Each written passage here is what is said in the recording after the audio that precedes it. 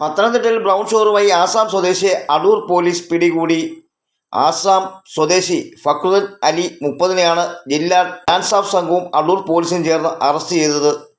11 gram brown sugar ഇയാളിൽ നിന്നും പിടിച്ചെടുത്തു.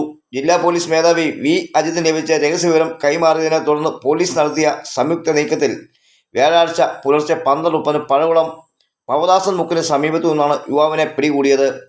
ഇവിടെ ഇയാൾ ഇതര സംസ്ഥാന തൊഴിലാളികൾക്കൊപ്പം വാടകയ്ക്ക് താമസിച്ചു വരികയായിരുന്നു.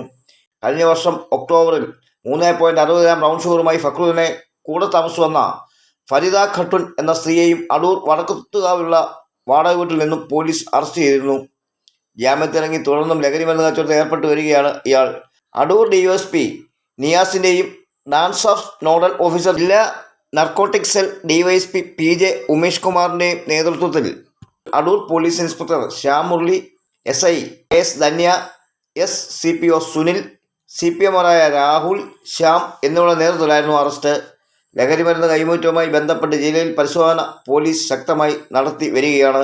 ഇക്കാര്യത്തിൽ കർശന നടപടി സ്വീകരിക്കുന്നതിന് ജില്ലാ പോലീസ് മേധാവി പോലീസിന് നിർദ്ദേശം നൽകിയിട്ടുണ്ട്.